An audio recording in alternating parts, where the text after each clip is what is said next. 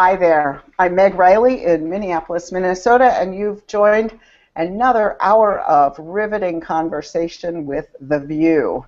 I'll remind you that you can be part of the conversation through the Twitter hashtag #TheVUU, or through you can ask questions right there through the Q&A function on YouTube, and we'd love to hear them. Let's have our other regulars introduce themselves, and we'll introduce our special guest. Hi, I'm Joanna Fontaine Crawford, and I am in Austin, Texas. In Ann Arbor, Michigan, where it's a beautiful and cool day. It seems like summer is going away. No, don't say that. Just stop right there. I'm in Minnesota. I do not want to hear about the end of summer. No. Someone who 102-degree day, please let me hear it. Oh my God! Shit, put it in a box and send it to me. I'll just open it up and just. Oh man, I'm loving it here. It's cool. It's lovely here. Although the tomatoes are a little baffled by how cool it is at night. So we are joined today by special guest Barry Lynn. Barry is the Executive Director and President of Americans United for Separation of Church and State. In the interest of full disclosure, I'll share that I spent a number of years on their board of directors and am an unabashed fan of this organization doing such important work. So thanks for joining us, Barry. Terrific. It's nice to be here. We're in Washington, D.C., where inexplicably it is summer, but it is only 80 degrees. Not 100 degrees. That is inexplicable, and the humidity isn't making you sick. No, the humidity is fine, and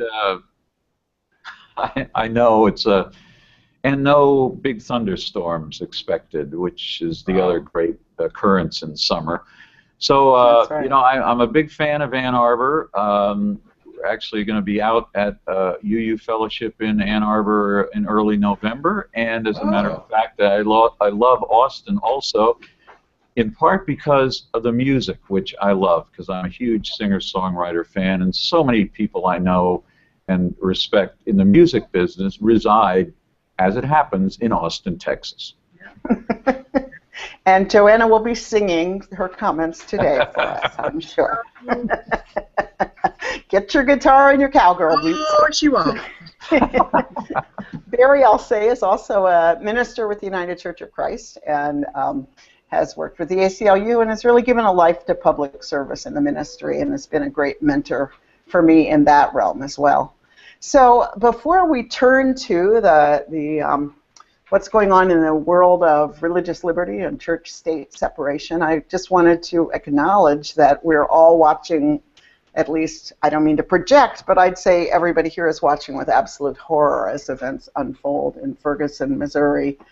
I don't know about the rest of you, but I'm just angry, and I feel like we're going to look back in history and say this is when something changed. I don't know if it changed that martial law started to, I don't know what we'll say changed, but I feel like it has hit a boiling point, and it's not just Ferguson, it's boiling over. What do you guys think? Yeah, I think so. I mean, the thing is, it's not like anything is happening in Ferguson that hasn't been happening all over the country, but it's the coming together, and I have to admit, for me, it's kind of this waking up of going, wait, we've militarized our police. It's okay to arrest reporters. It's okay to tear gas protesters. It's okay to tell protesters that they have a curfew. My mind is just reeling all over this, and you know, the fact of the matter is, across our country, black young men, unarmed black young men, are killed all the time, and I hope that this is a moment where we're finally going to say, you know, enough is enough. I'm struggling with all of this. Yeah. To me, it's, you know, this kind of police activity went on before. I think what's really new this time is just how visible it is, given the way that we can see it. I mean, I was up to 2 o'clock in the morning last night, just, you know, following Twitter on everything, as well as, we had a lot of live reports from MSNBC well into the night. I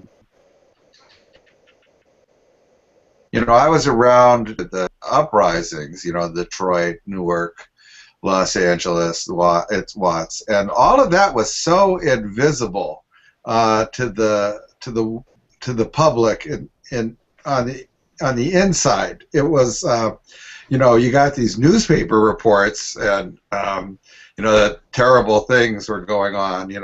Those people were all upset, but things were being burned. But you didn't see police tactics. You didn't see the police tactics. That was all hidden because you had a half an hour of network news at night, and there would be like a picture of National Guard guys walking down the street, but you didn't see the tactics. So, in Newark and in Detroit, some of those riots, the death toll was up in the, in the hundreds, and so you knew there was a lot of really, a lot of shooting going on. And so I think what turned this time is that just how much we're outside it, and people in the white community see these police tactics, and no longer can we kind of go, oh, something bad's happening and they're taking care of it, and we don't want to look at how much what they're doing to take care of it. Now we're seeing. Yeah. This is also just extraordinarily stupid police work. This is like... It's incredibly stupid. I mean, if we could do anything to guarantee not to heal and move forward, this would pretty much be it. It's just... and there are certain elements that I frankly I don't understand the reasoning behind. I would love to talk to someone who understands kind of that police world. I mean, things like, why is there a tank, and why, and definitely this question, why are the police in camo? The purpose of camo is to camouflage you. Yeah. And they're not even wearing urban camo. They're wearing, what would urban camo look like? I'm sorry, I just... Yeah, but they genuinely have... You look like a brick building or something, Yeah, you do. It's real. Yeah. It is real? There's urban camo? I didn't even know. It's I think like grays and blues. Anyway, sorry, that was a total tangent. Yes. Barry, you're being uncharacteristically quiet. What do you got to say here? No, I think you've hit on some very important points, including the fact that in a lot of the network broadcasts in the 1960s where this stuff was hidden and the war in Vietnam was also being hidden, it was only a 15-minute broadcast, not even a half hour. They expanded it in part to cover civil rights activities and the war in Vietnam, but they didn't have access and the kind of immediate ability to communicate with people that we see today and that you were describing seeing last night.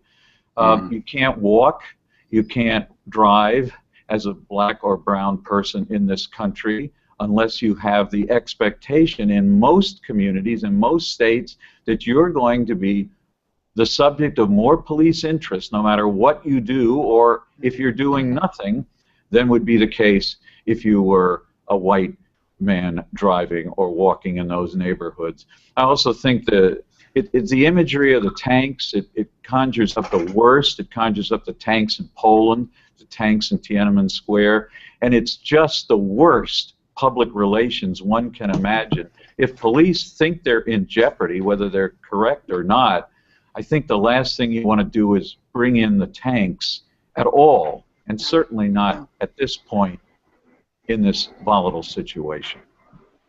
Yeah, I was thinking about this, the whole thing that we as ministers are trained in, the idea of non-anxious presence, right? That we should be the least anxious presence in the room, and this, it would be great as a metaphor, for going into something in camo and with tanks, but having it actually be something literal and real is horrifying. Yeah, yeah. it's you know, here in Minneapolis we have horrific discrepancies in every aspect, as you said, Barry, every community does, in who the police targets and who ends up on probation for the same thing and who ends up in jail, and all of those discrepancies that might be small every step of the way, but they just get bigger and bigger until the overarching statistics are just horrifically skewed. So I've been really sitting with what to do on a local level. I mean, I feel like for me as a white person, this is a call to action.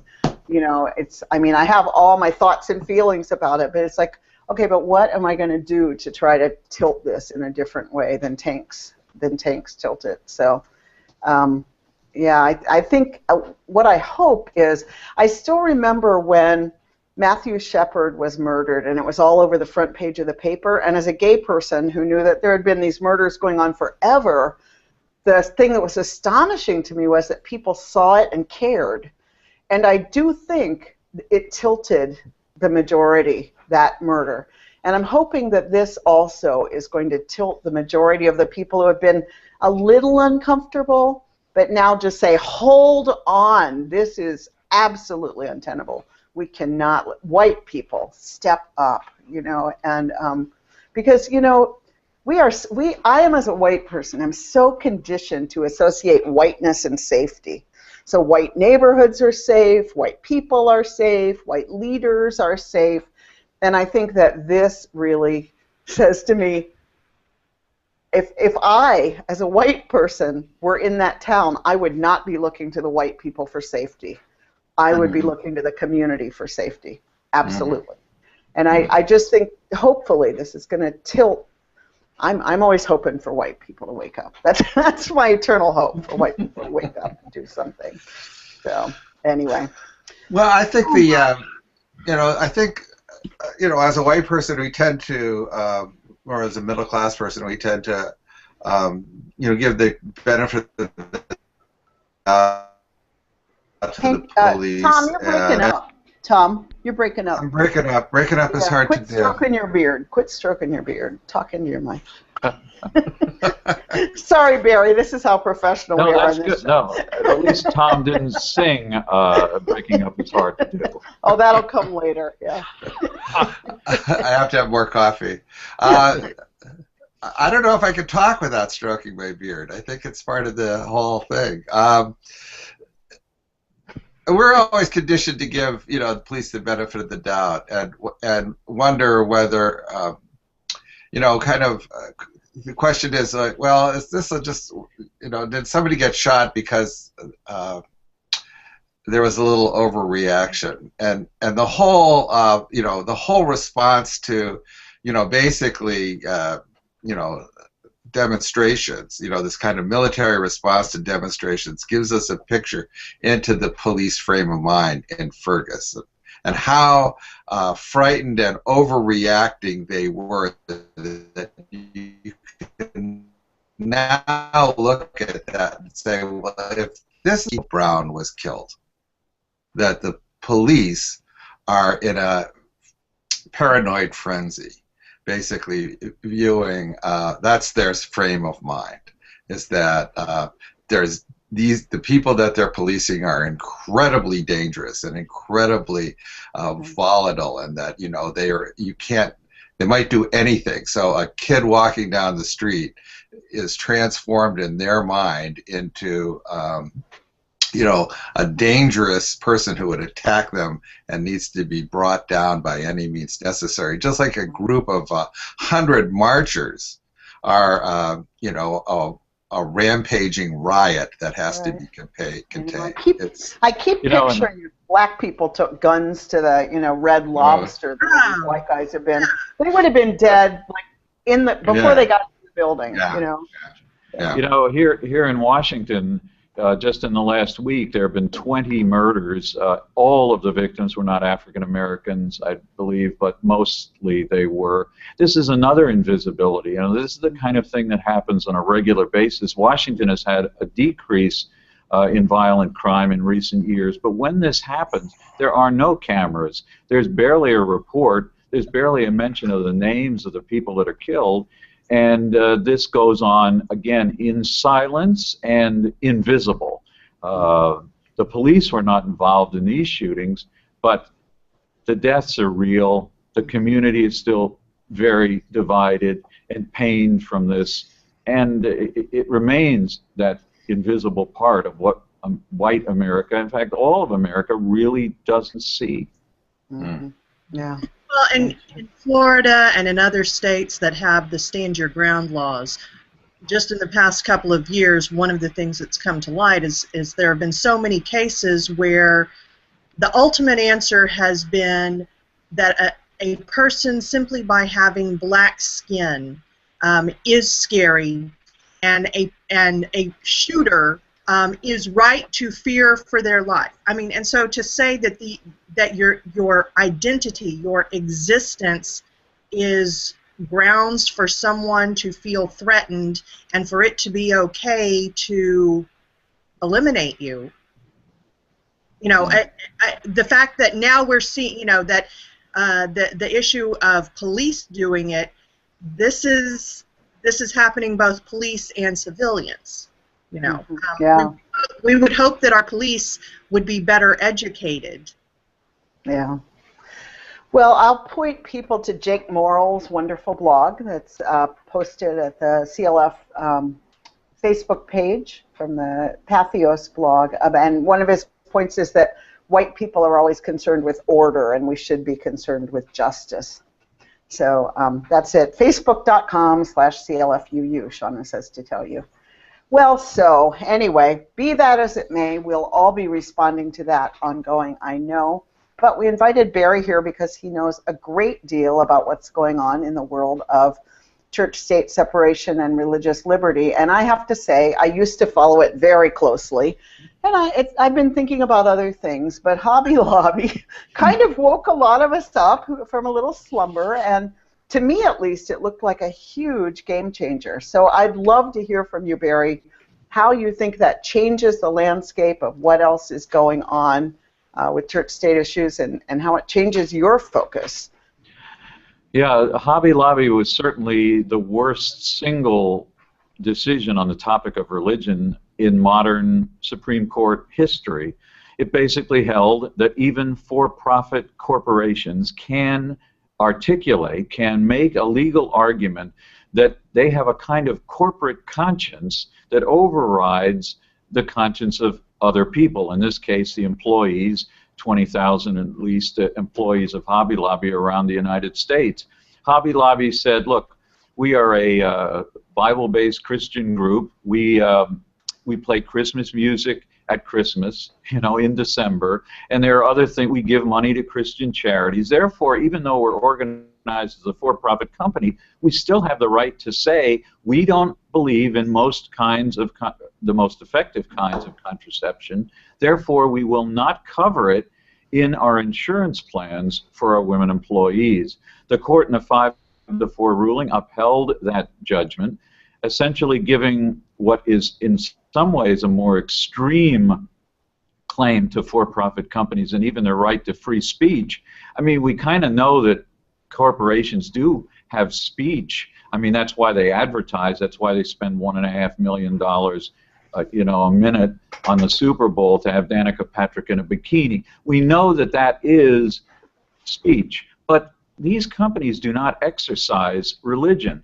And the idea in the majority opinion, when you read this in Hobby Lobby does not say that every religious claim will succeed. And it says specifically that if you're trying to avoid paying taxes by saying you have a religious objection, that's not going to fly. If you discriminate on the basis of race though, and only race, then that isn't superseded by a religious claim either. But what it does open up is not just what will happen to women in other for-profit organizations, and later we might want to talk about the not-for-profit companies like universities and hospitals that also don't want to cover contraception, in some cases none at all. But what does this mean for discrimination against the LGBT community? This is not a racial claim, and I think the members of the court were clear that they were not extending this to all discrimination claims, and it opens up very real possibility that a motel chain, for example, that is owned and operated by a Bible literal or some kind of theologically ultra-conservative company could say, you know, we're not going to let people check into this hotel unless they're married, whether they're gay or straight couples. We're not going to do it because we don't want to be complicit in sin. So if you can't prove that you have a marriage license, you're out of luck. And the Hobby Lobby case certainly provides the framework in which a company could make that kind of argument and point to kind of anything in the Bible, the Christian Bible, or any other religious text and say, see, this is what it means. That's why we're not going to do X, Y, Z, even if that means we won't serve you in a restaurant, we won't allow you to stay in our hotel. So it's a very big deal, Meg, and it's one that we're going to be following very closely as its ramifications fall out in states all over the country. Barry, I had a question. In terms of kind of the push, the motivation behind the Hobby Lobby case, how much do you feel is genuinely religious, you know, in terms of those, like the people of Hobby Lobby, how much of that is genuinely religious principles, and how much is corporations saying we want to be able to pick and choose what we pay for?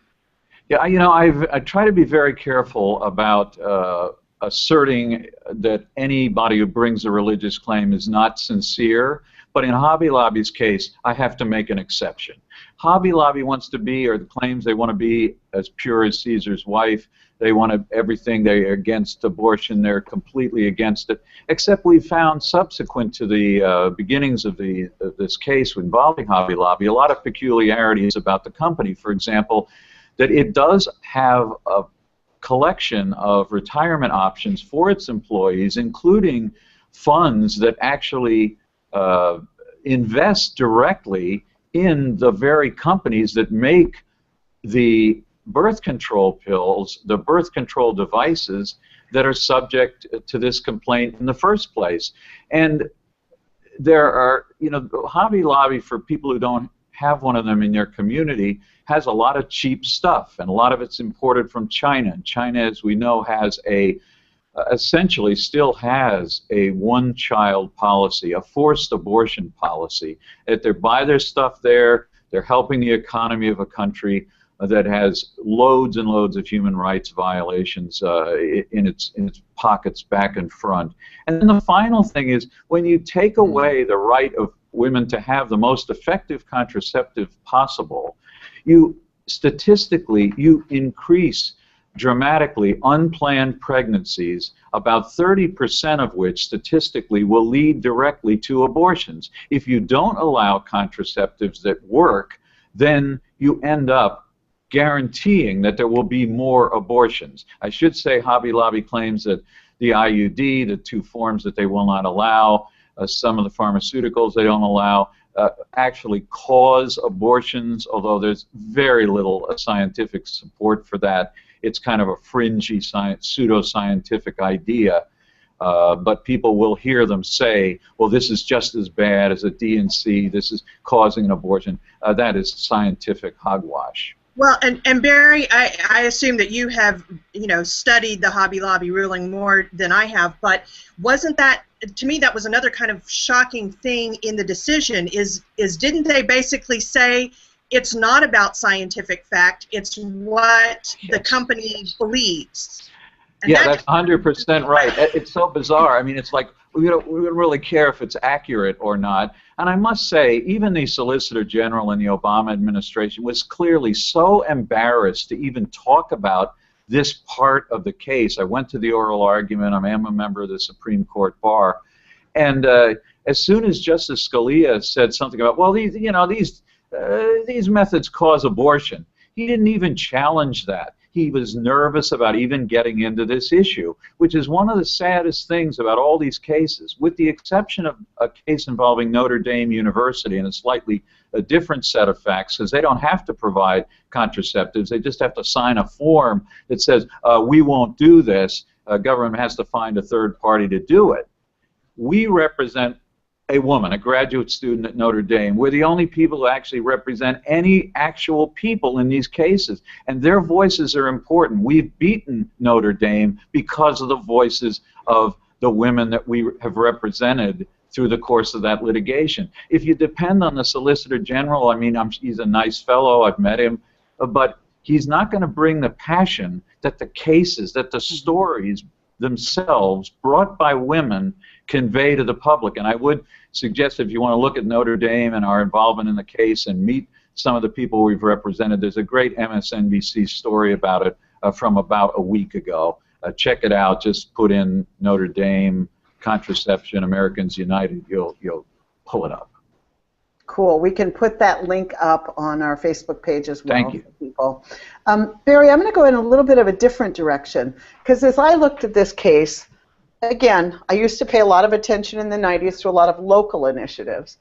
To me, this looked like on steroids, the local initiatives, which really had as the goal taking down the government. I don't mean to sound like a paranoid conspiracy theorist, but really, once you get to decide which parts of the government you ethically support and which part you don't, isn't that an avenue for lawsuits that have nothing to do with birth control or gay rights or anything, but just about who gets to decide? You know, couldn't companies start saying, I won't pay the defense budget, I won't pay the this or that? Yeah, well, if it's a tax, you probably won't be able to make that argument. But if it's another policy, and I'm even worried about civil rights ordinances in local communities or state civil rights laws that protect transgendered people or others within the LGBT community, because this is not race. They said you can't trump race by a religious argument, but they didn't say anything about these others. And furthermore, it's kind of, again, here's another thing I rarely do, quote Justice Scalia about anything in a positive way. Usually it's in a comical way.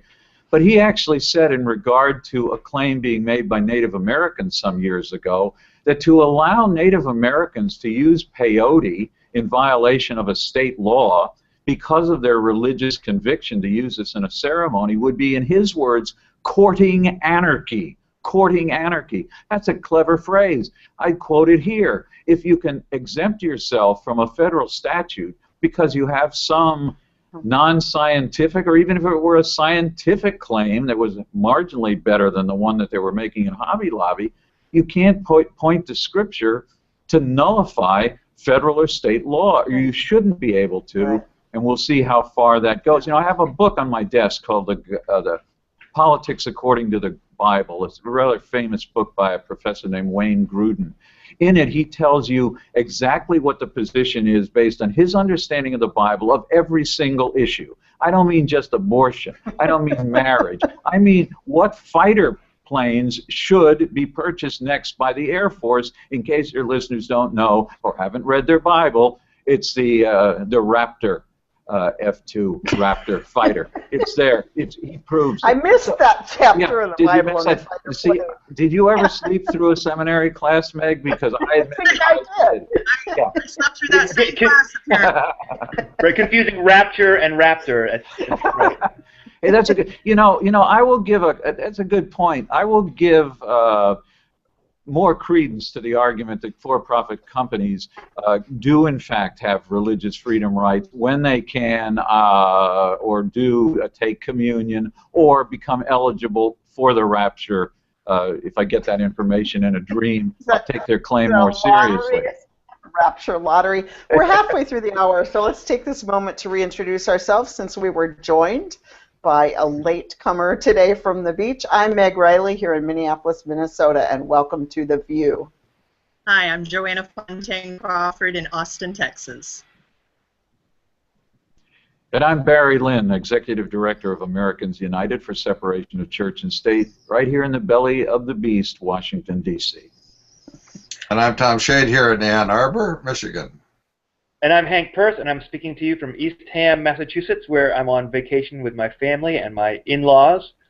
And I've come in from the beach, and but I'm really glad to be here. And it really is an honor to be with on here with Barry too. I'm really honored to be here. And that is Shauna Foster, hidden behind that blue chalice.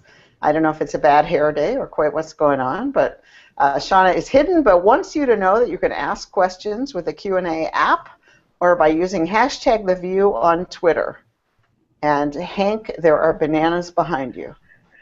Is my blood sugar off a little bit? You can tell that I need to get some bananas.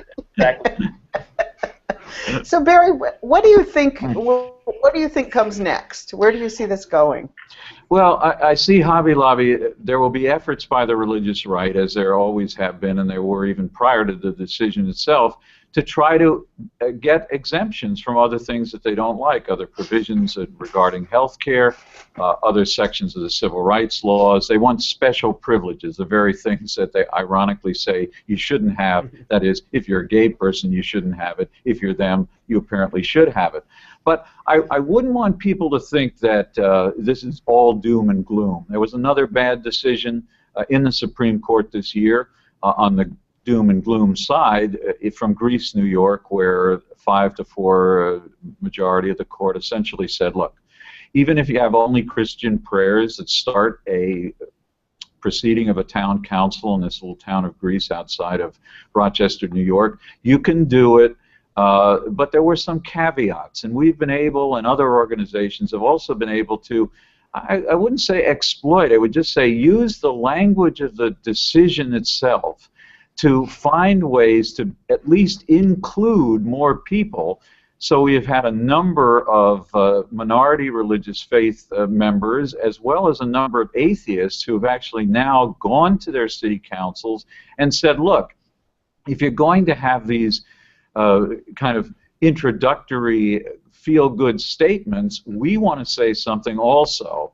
And most significantly, an atheist actually went to the Greece Town Council 2 weeks ago and gave a kind of invocation. It was very well received. It was very respectful of the diversity in the community. But he just said, you know, I'm here too. At Americans United, if you go to our webpage at www.au.org, you can see something called Project Inclusion, which is our effort to convince people around the country to go, if they represent minority viewpoints, go and ask to be heard. And we think that there's strong evidence in the case that if you go and ask and they say no because you are not a Christian, you still have a legal claim. And we, of course, would like to hear about such problems. Having said that on the doom and gloom side, and then having preceded it by saying the world is not falling apart. Yeah. Hold on 1 second now. Are you suggesting that all the UU ministers offer to lead prayers at their city council or other places if there are such things, and if they're told they shouldn't, then you want to hear from them? Is that what I heard you say? Yes, absolutely. Okay. And I think that UU ministers around the country should do that. They should, and also, if they, you know, an atheist obviously is not giving a prayer, but they are giving a kind of moment of reflection. Yeah. And some UU ministers would give a moment of reflection. I realize the diversity within the UU community. But whatever it is, to go and try to be heard, and if you're not heard, then let us know, because we would like to approach those city councils and read them, not the riot act, but read them the decision and what it really says. Okay, great. So what I was about to say that was good news is when you look at the long-term trends, Meg and Hank and everybody on the call, young people in this country are not buying into some of the hostility against minority religions, some of the bigotry that we've seen with their parents and grandparents' generations. A majority of self-described evangelical young people who are in the millennial category, you know, that roughly 19 to 31 or whatever the number is at the moment, support marriage equality, 64%. I mean, that's a trajectory toward victory in every state, not just in most states. The belief and acceptance of the concept of evolution is going up dramatically in younger communities. When you look at what young evangelicals who are perhaps going to very mainstream churches or even very conservative churches, they are looking at the issues that ought to touch them in a different way. It's not just about abortion. It's not just about same-sex marriage. It's about justice for the poor. It's about race discrimination. It's about the environment. See, this all is a trajectory, I think, that should make those of us that have been working for a long time, almost since the time of dinosaurs, on these issues, to say, wait a minute, there really is hope. There's a 5-4 bad guy majority on the Supreme Court, but that too shall pass. Well, and speaking of quoting Justice Scalia, I've just been delighted to see every state rescinding of marriage equality prohibition quoting Justice Scalia. I just have cheered every time I've seen him quoted. Yeah, the case may get to the Supreme Court next year. It depends on where these federal circuits, with one exception that makes me nervous, but the circuits all seem to be going in the same direction, pro-marriage equality, get rid of not just DOMA, that was repudiated 2 years ago by the Supreme Court. But when you look at these marriage equality claims and the strength of them and the conservative judges that are making decisions that say, of course, this marriage equality is a fundamental principle of what equal protection of the law ought to look like for all people. That gets to the Supreme Court. I'll tell you, I do think that Anthony Kennedy, who's been very sensitive about minority rights, whether they're young people who don't want to pray at a high school graduation or whether it's issues for the gay and lesbian community, the guy's been better, he's been right more times than he's been wrong. And I think he would look favorably, frankly, on this perhaps providing the 5th vote for marriage equality across the country. Hank, you're muted. Can I yeah, sorry, I realized I muted myself. Can I speak up about the Satanists for a moment? Yeah, of course. You always do. Hey! They seem to be the most publicly proactive of any of the groups. Now, it certainly could be that because of sort of who they are, or you know, how they claim to, you know, who they claim to be, get a lot of press. But whether it's the Hobby Lobby case, where they said they're going to bring up a case, you know, with someone who is a Satanist who works for Hobby Lobby or something like this, or even I can't whatever town council it was, Oklahoma, and the statue, right. You know, who else besides yourselves and the Satanists are doing stuff? And are there things that we could? Some people would say that was redundant. Exactly. Yeah. Exactly. Are there things that we could do to be proactive too? Also, you know, I think they're also really good at. They've got a good press person too, to kind of go, what would drive people crazy and get a lot of press about this too. Yeah. I mean, Satanists, frankly, are it's a show starter. I mean, people go, the Satanists are doing. I don't know much about this group, but I do know that they're very clever, they're very active, they're very aggressive, and in principle, in Oklahoma, for example, to give a little backstory, if you're going to have a 10 Commandments monument, the Satanists, I think, are housed in New York. Where else? Oh, I guess San Francisco, maybe.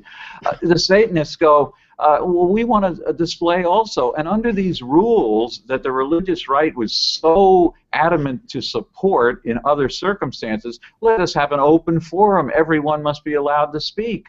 Now the Satanists said, good, well, we want a symbolic representation, a statue. And by the way, these are not vulgar. This is not pornography. This is just something that states what they believe Lucifer and Satan are all about, which is like another theological discussion I missed actually in seminary. But whatever it is, they just want to explore it, and they're making the point that if you open up the public square and you really mean it, open it to everybody, then some people are going to come in with some very unique viewpoints, and you're going to have to let them in. So I think they're going to prevail in Oklahoma, or Oklahoma might say, you know, maybe it's not such a hot idea to open up a public space to everybody. I mean, it's not like we don't have a lot of private land where people can express themselves. You know, taken down the impediments, you know, to getting through the lawn to pay your parking ticket somewhere might not be such a bad idea. Instead of having everybody's monument there so you can crisscross the lawn, maybe it'd be better to just say, you know, put these in private places. In Idaho recently, there's a big fuss over a Ten Commandments monument on public grounds. The local church, I met with the minister, local church, they said, we'll take it and display it here. That's what we believe this. And that's what happened. And guess what? Boise, Idaho did not fall apart. More people went to that church, I think, for a couple of weeks at least, because, yeah. I think I saw a picture of some public official taking the oath of office with the colander on his head from as a Pastafarian, and you know, I mean, there's a kind of yippie quality to this, isn't it? You know that. There is, but there's also an important point, and I think, well, of course, you see them both, and I think you know, the yippies. I knew some of the yippies, and still talk to one of the last remaining founders of the yippies, Paul Krasner, the great satirist who lives in California, and I mean, the points were made, and sometimes you do need to use humor to make those points. That's what editorial cartoonists have been doing for most of their history. Luckily, that's, you know, what Jon Stewart does frequently. I remember when there was a decision made by the Supreme Court about 5 years ago allowing certain representations of the Ten Commandments in certain places but not in other places, and everybody was confused. And I had gone out to the microphones, and Meg knows about this, go out to the microphones outside the Supreme Court and make a little statement, and I said, I wish there had simply been a clear-cut ruling that says government property cannot be festooned with religious symbols. I found that clip while watching Jon Stewart that night. He said, Reverend Barry Lynn of Americans United made this statement. Then he quoted that little thing and put my little clip on, and then he said, if Reverend Lynn gets his way, a very major architectural change will not be occurring in Washington as planned. And then he has a picture of the Washington Monument with a photoshopped sidebar making a cross, and it was very clever. I like, you know, I take anything I can get from Jon Stewart. That's anyway. Right. You went on the Daily Show. I remember that. That was exciting. I was interviewed about the Ten Commandments when Stephen was still doing the interviews, and it's interesting. It's a side issue, but afterwards, you know, Stephen said to me, "I don't know why the conservatives keep going on and doing these with me." And I said, "I know exactly. It's because they will now take this excerpt, no matter what it turns out to be like, they will play it at their conventions, and they will say, 'See, we even take the word of Jesus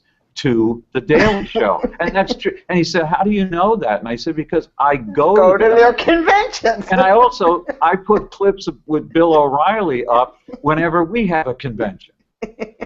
Yes, you do. And you've done a lot with those conservative people on TV. More power to you. Joanna. Yeah, Barry, are there any court cases coming up that you have an eye on that y'all are looking at? Yes, we and a remarkable coalition of people left, right, and center are supporting the right of a Muslim prisoner to wear a short beard in accord with his religious beliefs, in spite of a prison policy that would prohibit it. This should be a slam dunk, and this is exactly what the Religious Freedom Restoration Act, which was used erroneously in Hobby Lobby, in my judgment, and also something called the Religious Land Use and Institutionalized Persons Act. I don't even want to think about, and I can't even pronounce the acronym for that.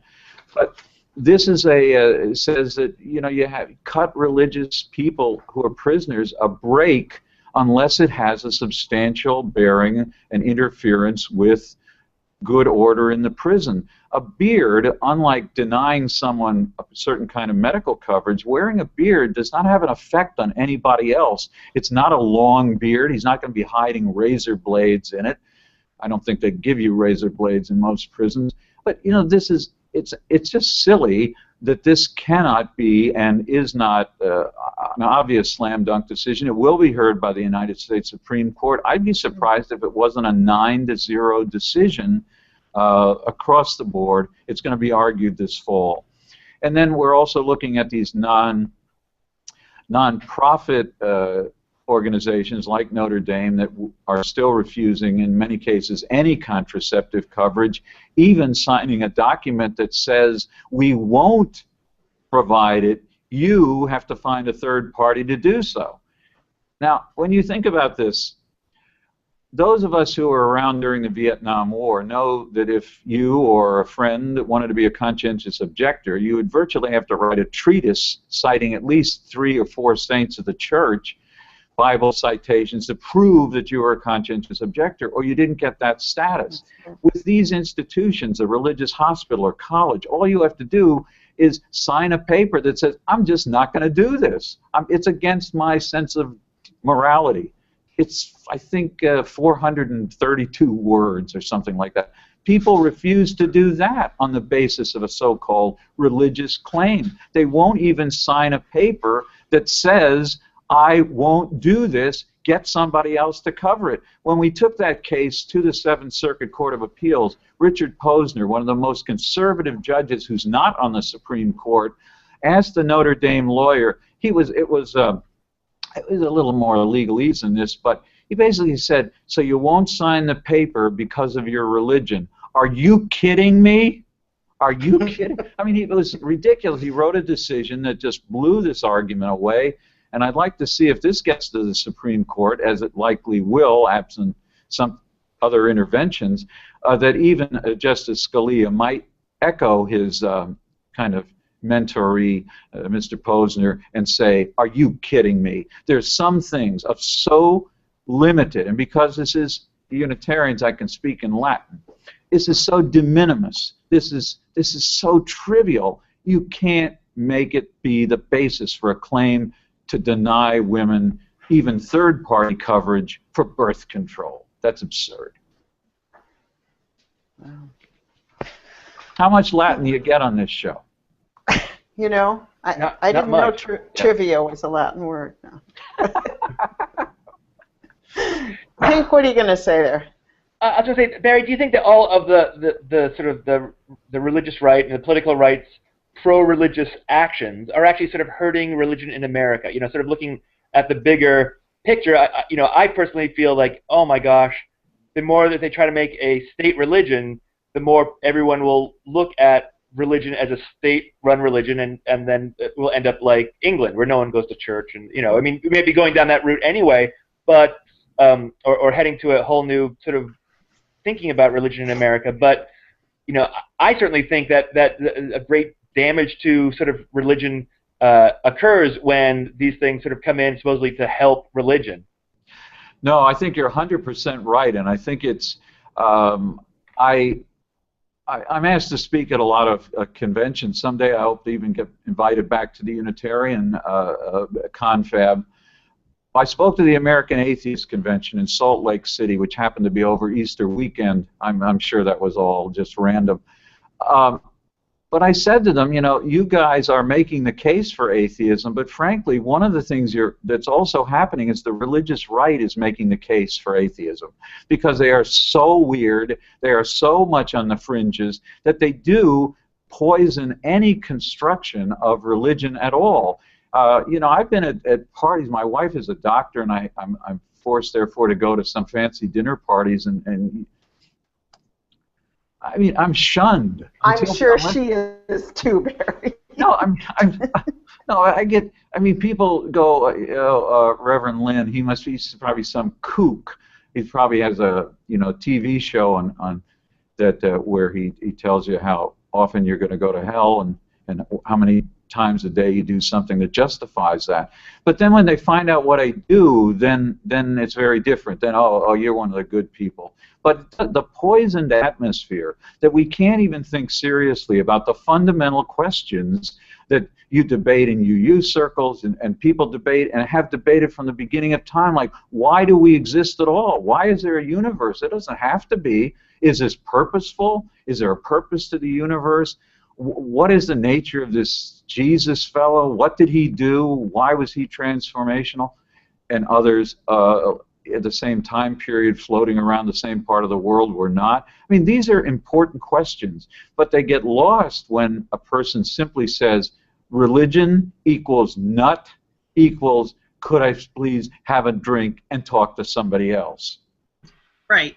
This Sunday, I'm giving a sermon called "Not That Kind of Church," because Right. yeah, there's that, you know, and it drives me crazy because I feel like these conservative organizations, and people, they're hurting our brand. And I don't mean Unitarian Universalism. No. I mean religion.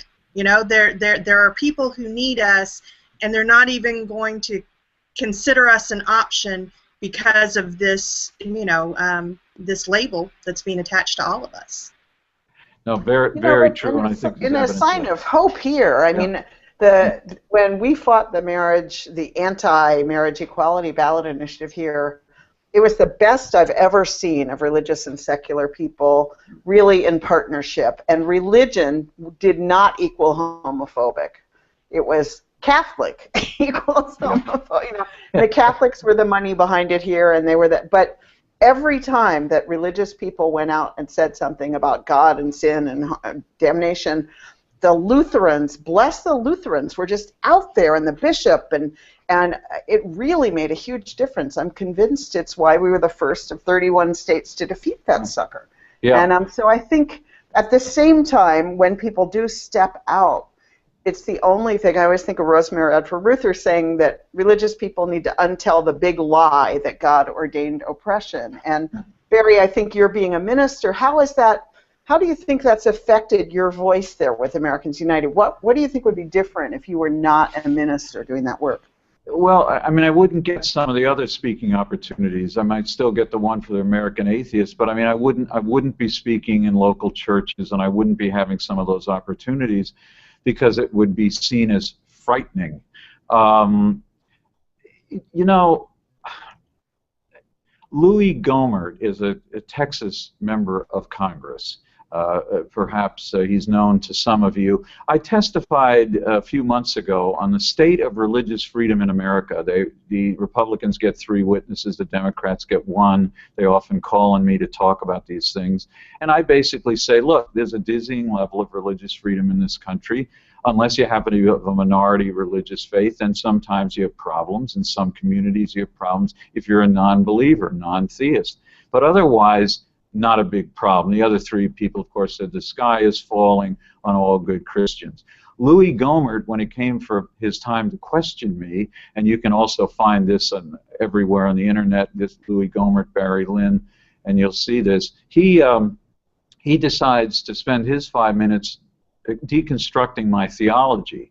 And he asked me whether I tell people that if they don't accept Jesus, they go to hell. And I said, well, first, I said, I think you and I probably have a very different conception of what hell is, and I don't think that because you don't do something that somebody finds in the Bible, you go there. And then he continued the conversation, and finally I just said, you know, this theology discussion is interesting, but I don't think we ought to be having it here in a congressional hearing. On that small subcommittee on the Constitution are, that I know of, 1 Buddhist and 2 Jews.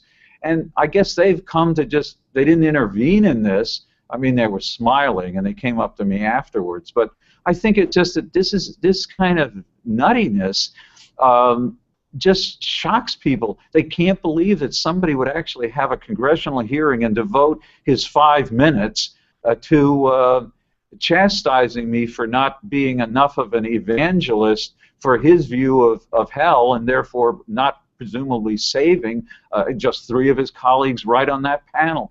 Gohmert was the same guy that after the terrible shootings 2 years ago in Colorado, in Aurora, Colorado, said that if there had been more people with guns in the theater, things might have turned out differently.